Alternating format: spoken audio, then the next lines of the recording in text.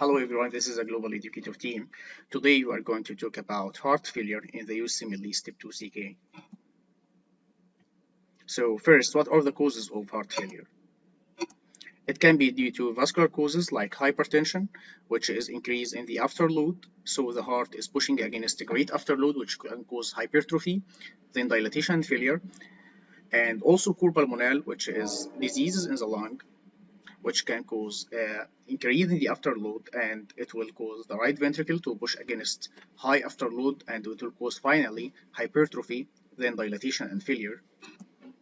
And things within the heart, like coronary heart disease, which is ischemia to the heart, cardiomyopathy, which is weakness in the muscles of the heart and can be due to many causes like viral, alcoholic, or uremic, or many other causes, and we will explain cardiomyopathy in a separate lesson. And valvular heart disease like aortic stenosis or mitral regurg. Aortic stenosis is increase in the afterload, and mitral regurg can cause increase in the preload, which will finally cause dilatation and failure. And it can be due to endocrine causes like diabetes, which can cause coronary heart disease. So what is the result?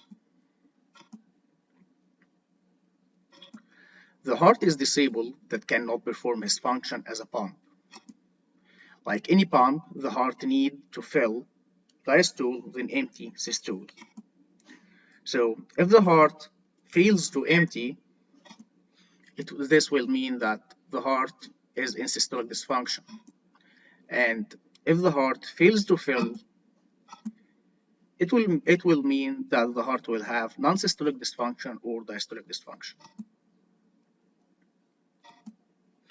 So in NYHA classification or New York Heart Association classification, we will have 4 NYHA classification.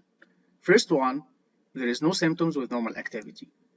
NYHA 1, no symptoms with normal activity. But in NYHA 2, the symptoms start to appear with severe exertion, which means that the patient is comfortable at rest or with mild exertion. And in NYHA 3, the patient is comfortable only at rest, which means that the patient suffers from dyspnea with mild exertion. And in NYHA 4, the patient is never comfortable. The dyspnea is there even with rest. It's very important to remember this classification. So let's start with systolic dysfunction, which is heart failure with reduced ejection fraction. But what is ejection fraction? Ejection fraction is stroke volume divided by end diastolic volume, which means that it is the amount or the percentage of the blood the heart could push in the aorta and after the end of diastole. So if the ejection fraction is low, it means that the heart couldn't push enough blood to the aorta, which will cause reduced ejection fraction, and we can define that as systolic heart failure or systolic dysfunction. So what are these symptoms? There will be increased left ventricular end-systolic volume, which is normal in systolic heart failure because in the end of the systole, the heart couldn't push enough blood, which will cause accumulation of blood inside the heart, and it will cause increased left ventricular end-systolic volume. And also there will be low ejection fraction below 40%. So what are the symptoms? Hypertrophy and ventricular dilatation, especially in echocardiography. Exertional dyspnea, which is dyspnea with exertion, fatigue. Orthopnea, which is caused because of accumulation of fluids and edema inside the lungs when the patient lies flat. It's because of the gravity, and that's why we advise the patients with heart failure to sit in an upright position so that the fluid will accumulate in the base of the lung, and this will cause to decrease dyspnea. Paroxysmal nocturnal dyspnea, which is another form of orthopnea, it happens at night because the patient when lies flat at night when he is sleeping or she is sleeping, there will be accumulation of fluid throughout the lung and the patient wakes up with severe dyspnea. And that's why we advise patients to with heart failure to put pillows behind their back when they are sleeping. And the peripheral edema due to fluid retention, especially in the cases of right ventricular heart failure, because it happens due to accumulation of fluid in the right ventricle. Then the accumulation of fluid passes to the jugular veins, then the inferior vena cava, and then the veins of the lower limbs, which will cause peripheral edema. And the chronic cough due to accumulation of fluid inside the lungs. The physical examination of systolic heart failure. First, parasternal lift, which is elevated and sustained left ventricular impulse. And this will happen especially in the cases of aortic stenosis, because the heart is trying to push against the valve of the stenosed valve of the aorta, and it will take long time so that the heart can empty enough blood because of the stenosed valve. So there will be elevated and sustained left ventricular impulse that you can see by your eyes when you are inspecting the chest of this patient. S3 and S4 gallop, and S3 is caused by increased the preload in case of, for example, mitral regurg. There will be a lot of blood coming from the atrium to the ventricle, and so this will cause the S3 gallop, which comes directly after the S2 gallop, and S4 gallop, which happens due to stiffness in the walls of the ventricle, and it comes directly before the S1 sound. Jugular venous distension, which is caused because of, as we said, accumulation of blood inside the right ventricle. Then the accumulation, and this accumulation of blood reflects on the jugular veins, which goes to the inferior and which goes to the vena caves, and the vena caves goes to the right ventricle. So when the blood accumulates in the right ventricle, it accumulates also in the vena caves, and it will accumulate in the jugular veins, and you can inspect that by your eyes, as you see here in this photo. And basic crepitation on lung exams, which happens especially in the left ventricular heart failure, it's because of that the blood will accumulate in the left ventricle, and then it will cause pulmonary edema. And when you put the stethoscope in the bases of the lung, because of the gravity, most of the pulmonary fluid will accumulate in the base. You will hear the sounds of crepitations, which is because of pulmonary edema. And you should remember that it's a basal crepitation. It's a basal crepitation. It's very important to remember that, and it's very important in the cases too. Peripheral edema because of right ventricular heart failure, as we explained before. And if you wanted to discriminate S3 and S4, as we said, S3 comes directly after S2, which means that the sound will be like that. Dip, dip, dip, dip. This is S3. But if we say this S4, it will be like that. Dip, dip, dip, dip. Because S4 comes directly before S1. So dip, dip. This is S4. But S3 comes directly after S2, which will be like that. S1 will be dip. S2 and S3 will be dip. So it will be like dip, dip, dip, dip, dip, dip. Here, dip, dip, dip, dip. This is S3 and S4. This is the difference between the S3 and S4 gallop. And now let's watch this animated video created by the Global Educator team explaining the difference between the right ventricular heart failure and left ventricular heart failure. This is what happens normally. As you can see here, the blood is leaving from the ventricle from the right ventricle to the pulmonary artery, and the same in left ventricle, it's leaving from the left ventricle during systole to the aorta.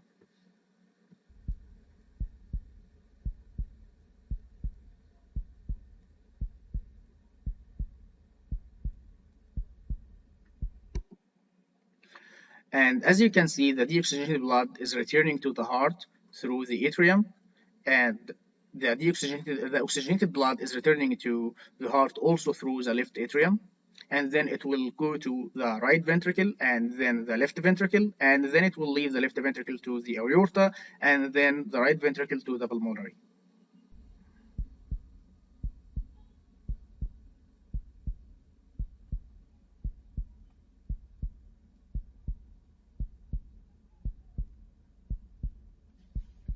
And notice the valve during this cycle, because the aorta and the pulmonary will be open during systole, while tricuspid and mitral will be closed, and the vice versa happen during diastole. During diastole, the aorta and the pulmonary will be closed, while the tricuspid and mitral will be open.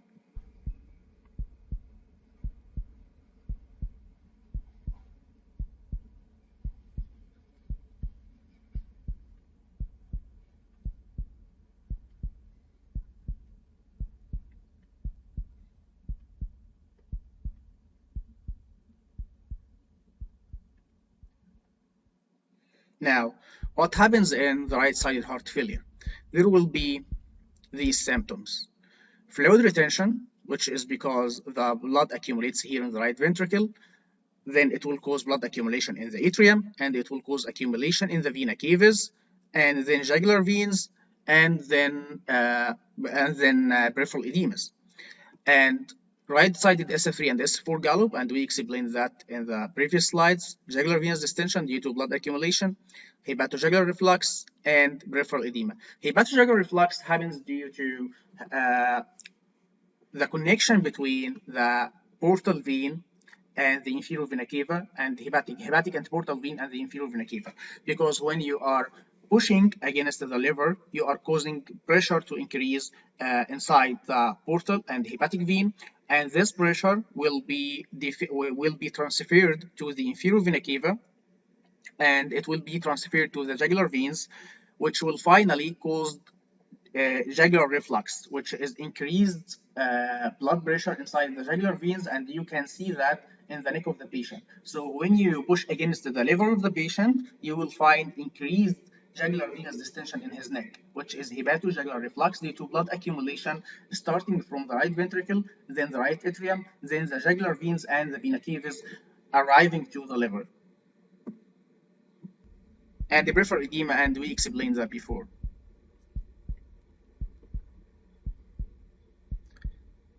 And then in left-sided heart failure, you will find dyspnea. Dyspnea happens due to blood or fluid accumulation in the lungs. Left-sided S3 and S4 gallop. Bilateral basal rales due to pulmonary edema and fluid accumulation in the base of the lung. Pleural effusion due to fluid retention inside the lung. And orthopnea and paroxysmal nocturnal dyspnea, as we explained before.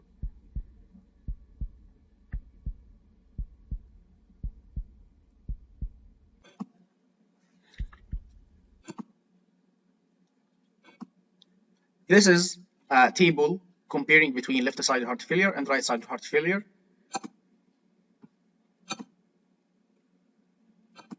And now let's talk about the investigations or the tests that we do to know if the patient has heart failure or not. First, best initial test, which is very important to remember because it's always asked in the cases of the step 2 CK and step 3, which is echocardiogram.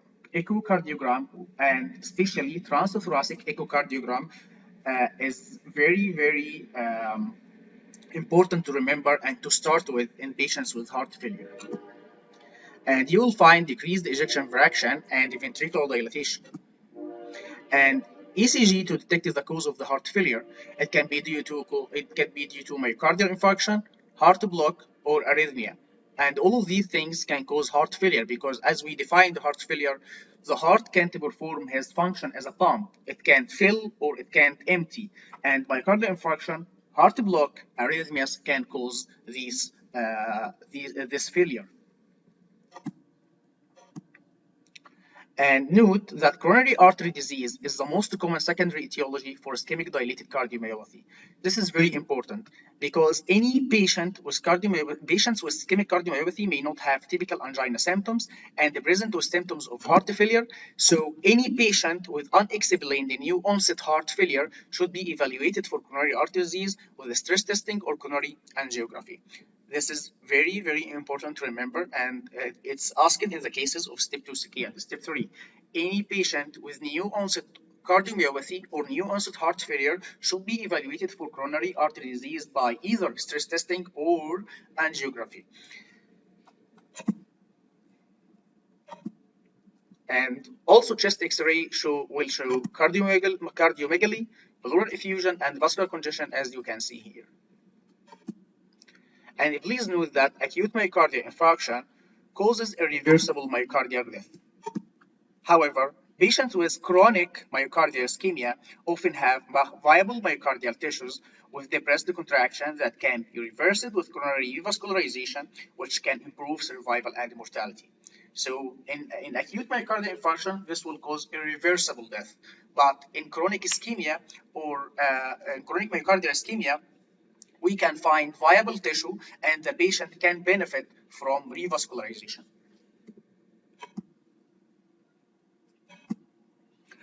So the lab abnormalities will be first the brain natriuretic peptide or BNP, which will be more than 500. This is very important to remember because this test is very sensitive. If you find any patient with BNP less than 100, this means that mostly or oftenly this patient will not be having a heart failure. This is a very sensitive test that you can use to exclude patients with dyspnea to know if they are having if the cause of the dyspnea is heart failure or not. And pro-BNP produces active BNP and N-terminal pro-BNP, and both correlates with severity of systolic dysfunction. As you can find here in this photo, we have a thing called pro-BNP, and it can produce both N-terminal BNP or pro-BNP and BNP itself. And you can use both N-terminal BNP or BNP to correlate with the severity of this heart failure. Anemia, creatinine, because increased creatinine in this patient because of the heart can't push enough blood to the kidneys, and this will cause increased creatinine because the kidneys will be dehydrated due to not enough amount of blood arriving to the kidneys. Decrease the sodium in later stages or dilutional hyponatremia. It happens because the same thing that causes elevated creatinine. There is no enough blood arriving the kidney, and this will cause the kidney to start releasing ADH or the antidiuretic hormone, which will cause fluid retention and will cause dilutional hyponatremia. So remember, and actually this dilutional hyponatremia can be used as an independent indicator for the severity of heart failure. It happens in the later stages of heart failure, this dilutional hyponatremia, and it can be a predictor of death in some patients.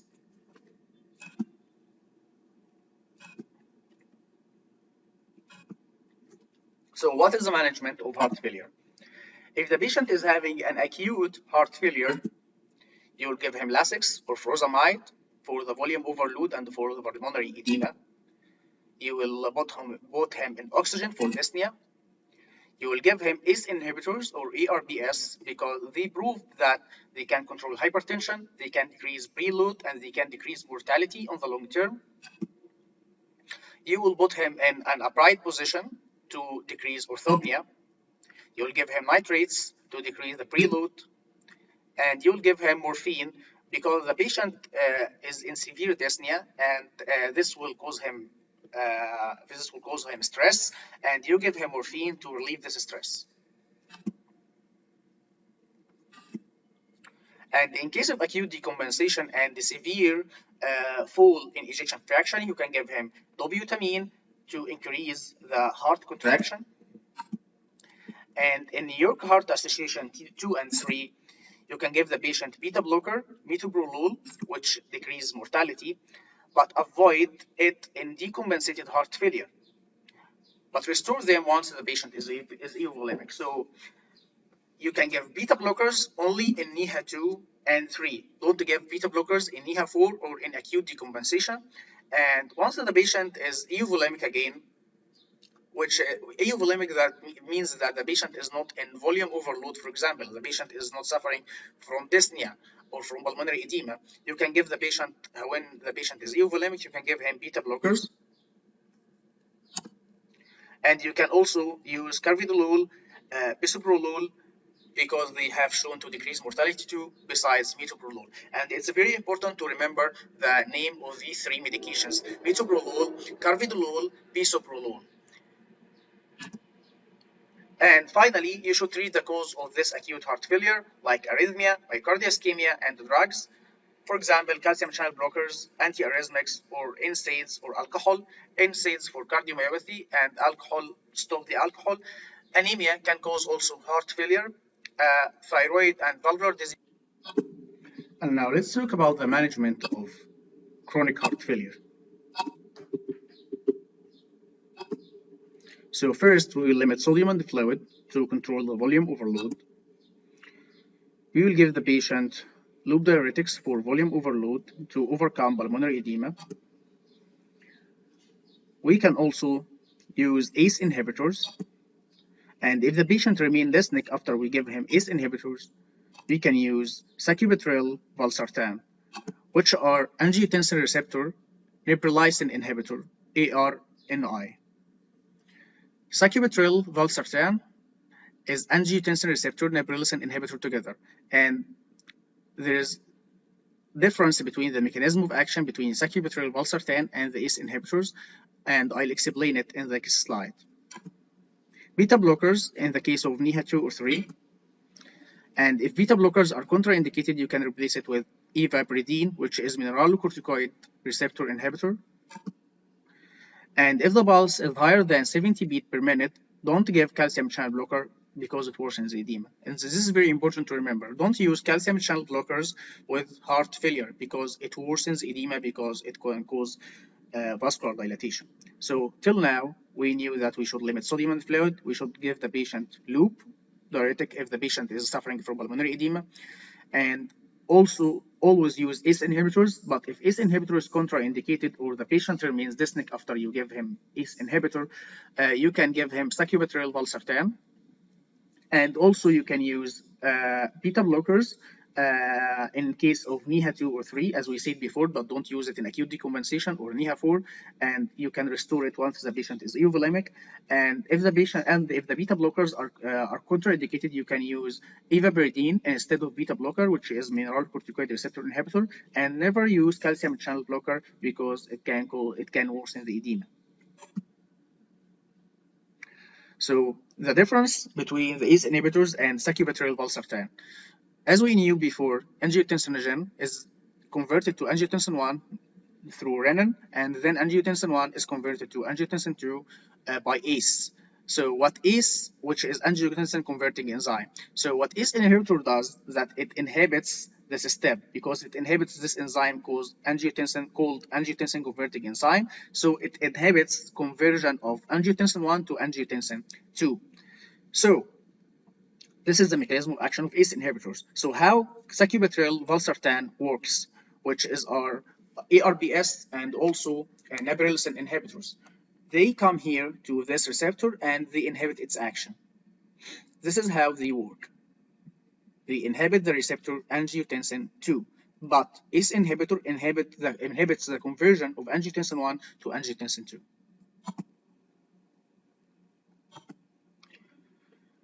After you give the limited sodium, you give the patient ACE inhibitors, you give the patient beta blockers, and you didn't give him, of course, calcium channel blocker. After you did, and you give him Lasix or furosemide, after you did all of that, you should check the ejection fraction of this patient through echocardiography, transthoracic echocardiography, as we mentioned before. So if the ejection fraction is below 35%, you should check his ECG. If there is white QRS more than 150 milliseconds with persistent symptoms, this patient is indicated for biventricular pacemaker, because if there is white QRS more than 150 milliseconds, this means that the patient may have bundle branch block. So the electricity is not arriving at the same time to the ventricles, and you need a pacemaker that connects the two ventricles together.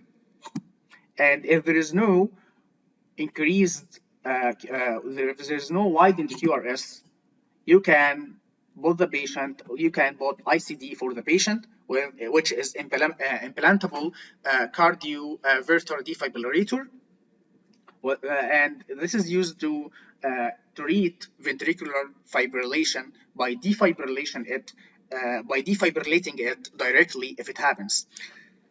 So if the patient is having ejection fraction below 35%, this means that this patient in any way will put ICD.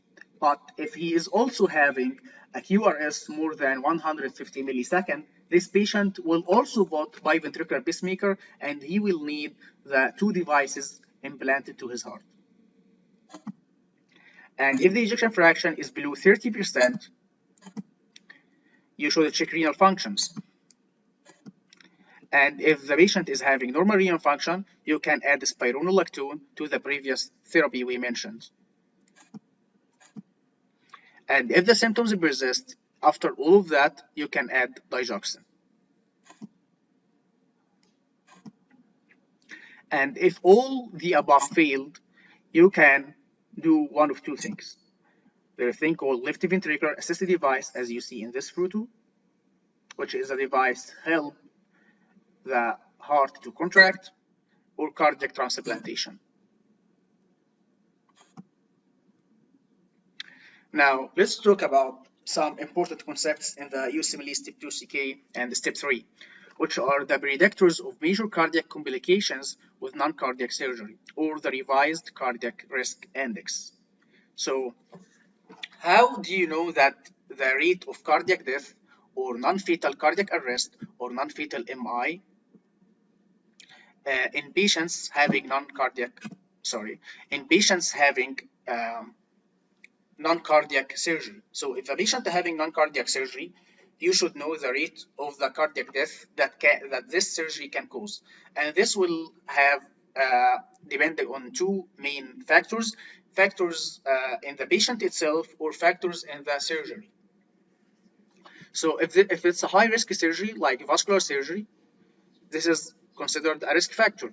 And if the patient is having a history of ischemic heart disease, and if the patient is having heart failure, a history of stroke, diabetes mellitus treated with insulin, or preoperative creatinine more than 2 milligrams per deciliter. These are the risk factors that you should check with the patient and the type of the surgery to determine the rate of cardiac death, non-fatal cardiac arrest, or non-fatal MI that can happen due to this surgery. So if there is no risk factor at all, the risk will be 0.4%, which is low risk. And if there is one risk factor, the risk will be 1%, which is very low risk too. And if the patient is having two risk factors of these risk factors we mentioned, which again, high risk surgery like vascular surgery, history of ischemic heart disease, heart failure, history of stroke, diabetes mellitus treated with insulin, preoperative creatinine more than 2 milligrams deciliter. If the patient is having two risk factors of these 6 factors we mentioned, the percentage will be 2.4%, which is moderate risk. And if the patient is having 3 or more risk factors, the percentage will be 5.4%, which is high risk. You can also do cardiac risk stratification for non-cardiac surgical procedures. So the risk of cardiac death or non-fatal MI will be either high risk, intermediate risk, or low risk. It will be high risk, which means that it will be more than 5% in case of aortic or other major vascular procedure, or in peripheral vascular procedure. This is depending on the type of the surgery itself.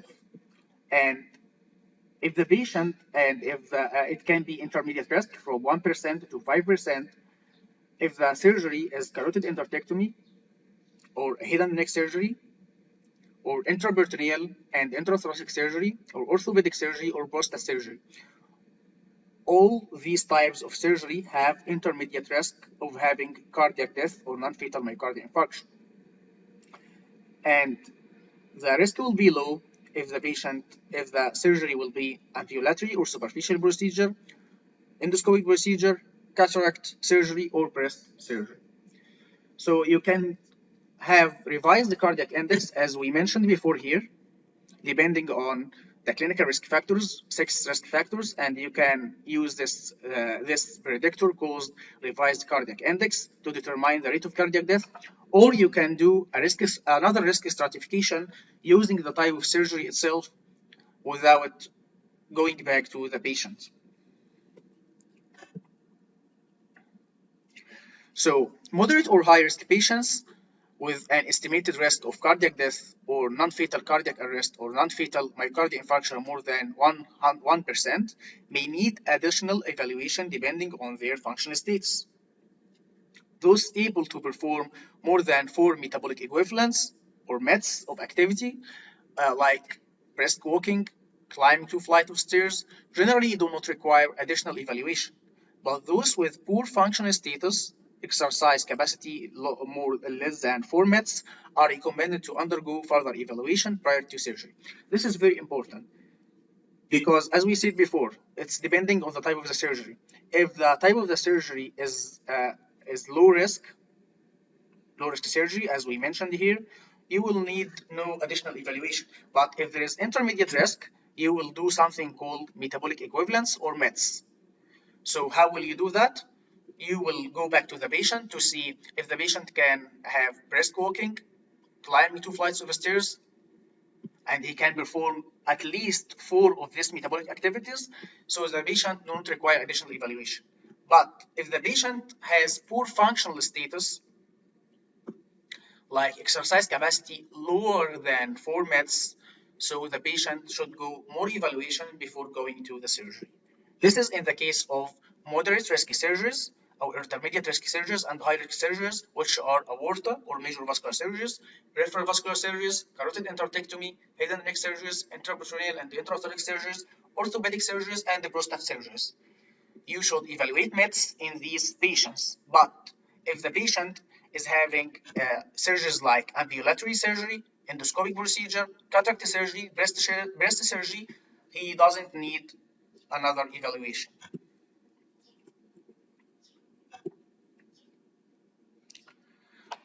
Another concept that you should understand, the preoperative medication management. So what will you do if the patient is taking these medications? Will you stop them or you will continue with them during the surgery? This is what we will know here. So if the patient is taking beta blocker, you should consider that withdrawal can cause hypertension, and you will continue beta blocker during surgery. And if the patient is having alpha-2 agonist, if the patient is having alpha-2 agonist like clonidine, withdrawal can cause hypertension too, so you'll continue during surgery. And if the patient is taking calcium channel blockers, it's slightly increased risk of bleeding if you decide to go with him to surgery, because as we know, calcium channel blocker causes vascular dilatation, and this can cause bleeding inside surgery. So you should consider that, and you will continue calcium channel blockers during surgery. So until now, we said that beta blockers, alpha-2 blockers, calcium channel blockers, these 3 will be continued during surgery. Don't forget that because it's asked a lot. And let's talk about ACE inhibitors. ACE inhibitor, it can cause hypotension during surgery. So you will continue during surgery for patients with heart failure, and you will hold it the night before surgery for other patients. This is very important to remember. So what will you do with ACE inhibitor? ACE inhibitor can cause hypotension. So if the patient is having heart failure, you will continue it during surgery because it's very important for the heart failure patient. But any other patient other than heart failure, you will hold it the night before surgery for other patients. Now, diuretics, it can cause hypovolemia and hypotension, and as we know, the surgery can be bleeding.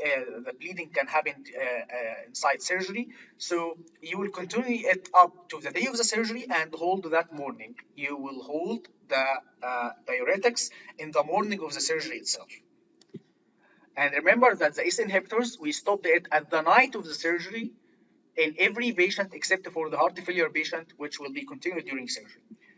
And the statins can cause slight risk of myopathy, and we will continue it during surgery. So the medications that will be continued during surgery are beta blockers, alpha-2 agonists, which like clonidine, calcium channel blockers, and statins.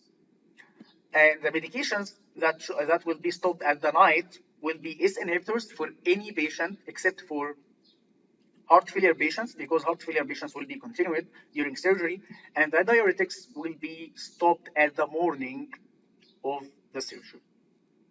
This is very important to remember because it's asked a lot in the cases. So now let's talk about non-systolic dysfunction or diastolic dysfunction.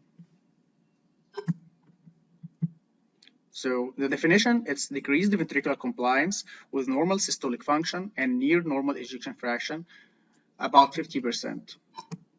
It's caused because of impaired active relaxation, secondary to hypertension, because as we knew, hypertension can cause increase in the afterload, which will cause hypertrophy, and it will cause impaired relaxation. Ischemia, because during diastole, the heart is pushing against the vessels of the coronary during diastole, and so in ischemia of the coronary, the heart during diastole will be more exposed to ischemia. Because as we said, and again, that during diastole, the heart walls is pushing against the vessels of the coronary itself during diastole because it's dilated. So in ischemia of coronary heart disease, this heart pushing against the coronary vessels will cause impaired relaxation of the heart. Aging, because aging can cause stiffness, and this will cause impaired active relaxation or hypertrophy. Or it can be due to impaired passive filling, due to scarring or fibrosis from prior myocardial infarction, which will cause the heart loses its compliance or elasticity, so it will lose its passive filling, or restrictive cardiomyopathy, which can be caused due to that the pericardium surrounding the heart is fibrosed, or it's having something like TB or calcification, and this will cause the impaired passive filling of the heart because it impairs the movement of the heart walls. And also it can be due to infiltrative cardiomyopathy or thyrotoxicosis, EV shunt, or anemia. Infiltrative cardiomyopathy in things like sarcoidosis, this is a very, very famous example they give in the cases, infiltrative cardiomyopathy. And you will find that in infiltrative cardiomyopathy, he will always mention that the patient is having a nephrotic syndrome. He will give you the protein in the urine, and you will find that it's above 3.5, and you will know that he's talking about sarcoidosis. Sarcoidosis, it can cause infiltrative cardiomyopathy, which means that there is infiltration in the walls or the muscles of the heart itself. And this can cause, of course, impairment of the diastole. Thyrotoxicosis, EV shunt, or anemia, these are also causes of non-systolic dysfunction. It's not due to impairment of the systole. It's due to that the heart is contracting actually very, very strongly and in a very high rate. But the problem is that there is dilatation in the peripheral vessels, so the blood can't reach to the tissues.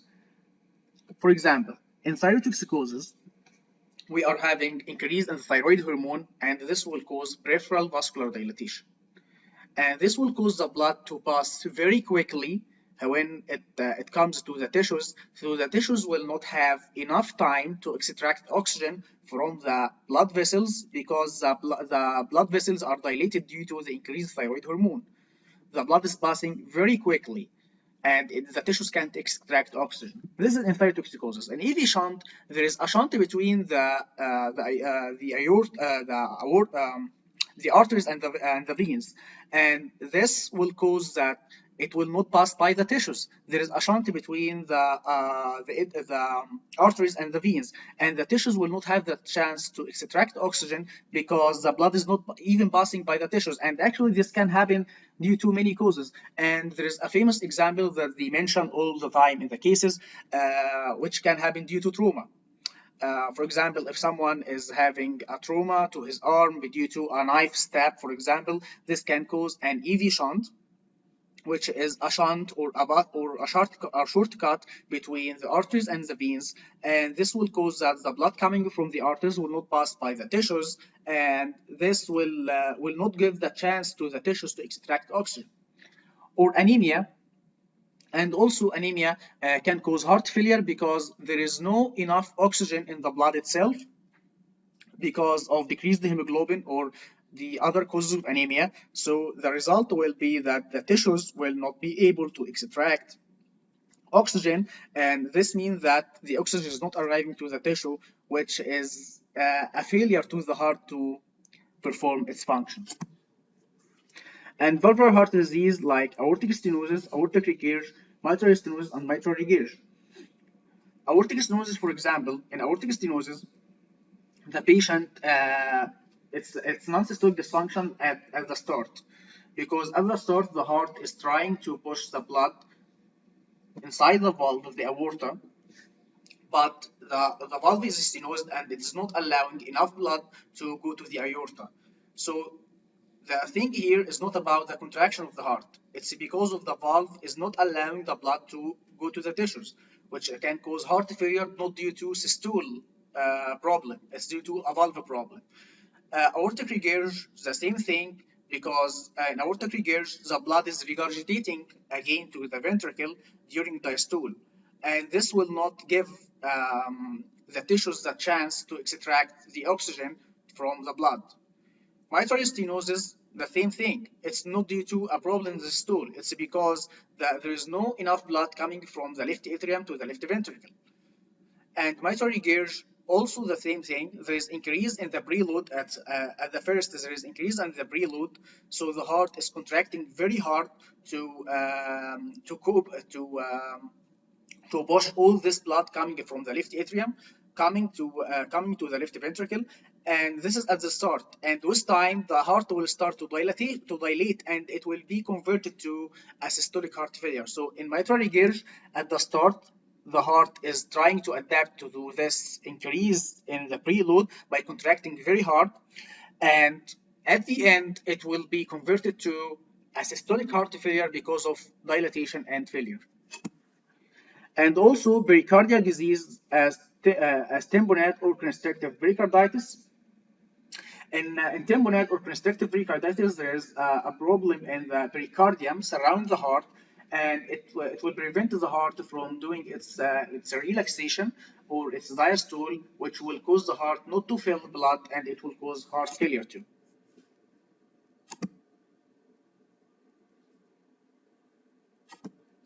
And now let's talk about the history.